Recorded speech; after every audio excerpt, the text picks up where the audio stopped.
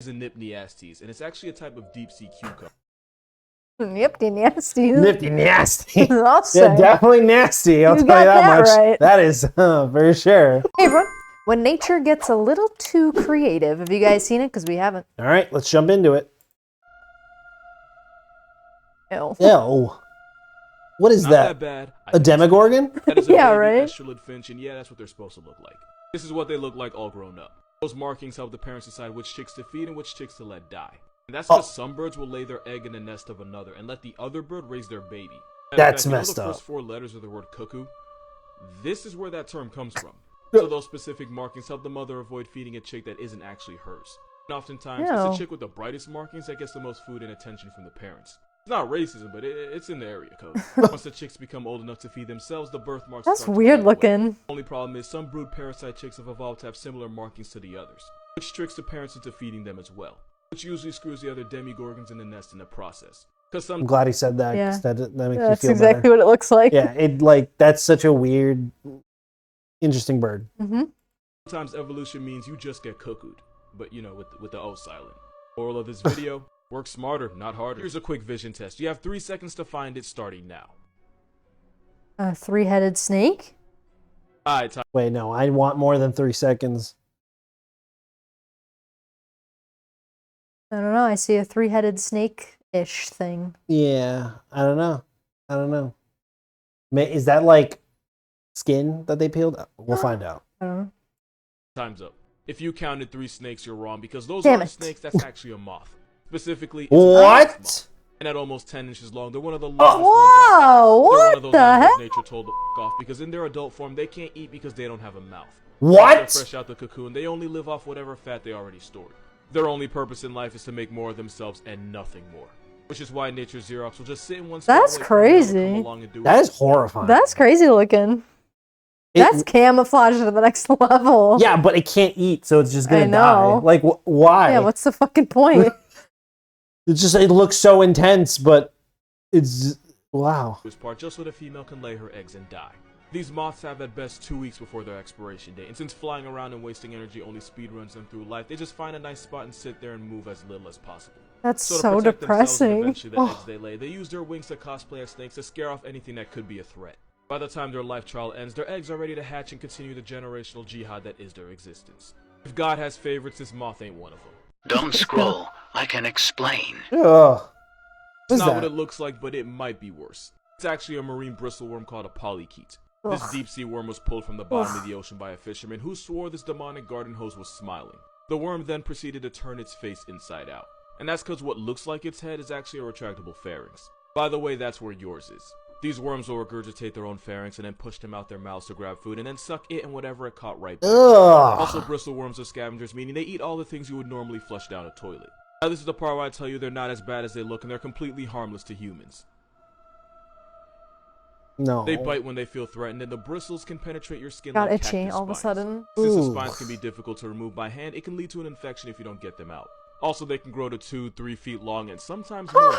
All that while looking like an uncircumcised paralysis. No. Have you The ever heard of fuck? the headless chicken monster? Because if you haven't, I can guarantee it's not what you think. This is a Nipneastes, and it's actually a type of deep-sea cucumber. Nifty nasty. Nifty nasty. I'll say. Yeah, definitely nasty. I'll You tell you got that that much. right. That is for sure. Ugh. And when I say deep, I mean you'd have to dive up to 16,000 feet just to see this aquatic prolapsed anus in its natural. But if you Ugh. ever dive that deep, the V would become silent because the water pressure would evict your lungs out of your mouth and turn your skeleton into paper mache. But the headless chicken has no bones and therefore no worries. They range in size from about 4 to 10 inches. How long it actually is depends on whether it's a man or woman measuring. If it's a guy with the ruler, it might magically gain about 2 inches. They're able to use those wings to swim above the ocean floor, which they do to avoid predators. Also, a lot of them are bioluminescent and they'll light up if you touch them. If you harass them too many times, their entire body lights up. And the reason is, even though it exposes itself to the entire ocean, it also reveals the position of the predator attacking it to a possibly bigger predator. Basically, if it goes down, it's taking you with it. Wow. Which is pretty creative, considering most cucumbers just eat their organs out their anus and use the emotional damage as a security blanket. The more you know. Okay. Okay. Blobfish is ugly in any form. So let me see if I got this right. You and me, we do a collab together. We make a nice little video, you know, for the people. And then you turn around and slander my child? Bet. This thing looks like an anxiety attack. Looks like ADHD on DMT. It's an identity crisis. That is the look of an animal tragically unaware of its purpose in the world. Can someone please explain to me how a fish that lives underwater still manages to find a way to have chapped lips? And for an animal with no hair follicles, why do I still get the feeling he has a Looks like receding pearls. hairline? Should have Right? receded back into Satan's wet dream where it came from. It looks like the after picture in an anti-drug commercial. Also, it's a fish without scales. That's how I know it's a rough draft come to life. What happens when the post and draft buttons are way too close to each other. The telescope fish can swallow animals bigger than itself thanks to its stomach, but I still can't stomach the fact that this is an actual living entity. I'm only roasting this fish because it lives nearly 10,000 feet, like 30 Statues of Liberty, underwater in the armpit of the ocean. Me flaming it's the only warmth this LSD guppy's ever gonna get. Also, the way they reproduce is by non-guarding pelagic spawning, meaning they just spunk it up in the ocean and hope it hits the right thing. Like a jet. Are you serious? Fish only look like that when you kidnap them from their home. This thing looks like Nemo's paralysis demon 24/7. I didn't want to do any of this, but you clearly did. This animal's proof that nice guys don't always finish last. This is a gelada baboon. It's the world's most intimidating vegan, and they can roll in groups of up to 600. That is a gelada baboons. And usually it's the biggest, meanest monkey that earns the right to mate with all the females in the area. But researchers found that oftentimes females will slip away and hook up with the less aggressive, lower-ranking beta males. Now, if they get caught, it gets ugly for everyone involved. So to avoid getting found out, the geladas will suppress the mating noises they usually make to avoid drawing attention to themselves. Since these geladas will typically make these loud cries in the act, you know it's the quiet couples that be doing something they ain't supposed to be doing. I don't think that just applies to monkeys, but that's besides the point. The beta male will only fix the female's plumbing when he's at least 70 feet away from the dominant male. Researchers also found that cheating couples that were caught and confronted ended up doing it again but being more secretive about it. What the fuck? Wow. Females are starting to lose interest in the hyper-aggressive alpha macho males and paying more attention to the nicer, respectful beta males. Huh, Again, we could easily interesting. not be talking about monkeys here. Weird. And apparently these nicer males will do things like groom her and even babysit the children of other monkeys just to earn her approval. Moral of this video, can't call it simping if it works. That's This right. panda is pretending to be pregnant, and here's how. Pandas are horrendously bad at being themselves. So when a panda gets pregnant, the zoo will do everything in its power to make sure the little panda fetus lives long enough to actually be born. So when a panda at the Chengdu research base is expecting, she gets her own air-conditioned room, 24/7 care, and extra fruits, bamboo, and buns. And when a 6-year-old female was expected to add another panda to the population, they did a live broadcast just so people could watch. Because I guess some people are into that. Except it never happened. But she was never pregnant. Even though for 2 months she had all the signs of being pregnant, including eating more and moving around less. Some experts believe these barcode bears will purposely continue these pregnancy behaviors if they notice it gets some special attention. No Oh, wow. way! This panda played the system. Crazy. It's like, oh well, if you think I'm pregnant, then I'll just be really nice. Yes, please Yeah, I'm give me so more hungry bamboo. all the time. Oh, this air conditioning is so great. Can you just lower it a little bit? I'm getting a little hot right I'm now. becoming a diva. Yeah.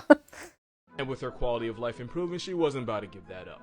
In her defense, there is a reason for this. Pandas have one of the shortest windows to get pregnant. I think it's something like 72 hours out of the whole year.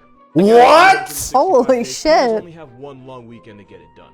Since pandas have such a small opportunity to have kids, they'll prepare for a baby just in case. Which doesn't really cost them much because again, preparing just means eating more and doing less. So what people think happened is that hormones made the she panda instinctively get ready for a baby that wasn't there. But when she realized the world was better to her when she did, she just kept it up. Wow. I've seen people lie worse together. Yeah. This is why you don't fly drones in Australia. Oh no. Oh no. Oh no. One of the biggest threats to an Australian way of life is the wedge-tailed eagle.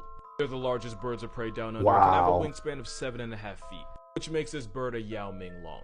One of these steroid tweeties allegedly had a wingspan of over 9 feet, and I'm only Holy saying allegedly crap. for my own mental health. They're insanely territorial and will attack virtually anything with a pulse. That includes this man's $80,000 drone that got falcon punched out of his $80,000. That's my intuition's worth of drone that got put in no. the pack. These birds have been known to run fades with sheep, kangaroos, dingoes, 18-wheelers, children. If there wasn't a picture, nobody'd ever believe it. If you ever go paragliding in Australia, just know you're playing Russian roulette with a Oh shot my South Korean God. reject. Moral of this video, Australia is just Satan's jungle gym. If I gave you 100 guesses, you still probably wouldn't guess the animal that cost this man his leg. So the story goes, in 2014, a wild animal was terrorizing a local village and charging at anyone that got too close. While trying to capture it, officials chased the panicking animal onto the property of this man, Juan Chi. The animal immediately attacked him, brutally mauling him and at one point crushed his right leg in its jaws. Juan described the mauling as easily the most painful thing he had ever experienced in his life. Villagers were able to get the beast off him and the man was rushed to the hospital where he underwent 7 hours of surgery to save his leg, which looked like it was hanging on by a thread. Even after 8 surgeries and months in the hospital, Juan was told that there was a chance his leg would still have to be amputated.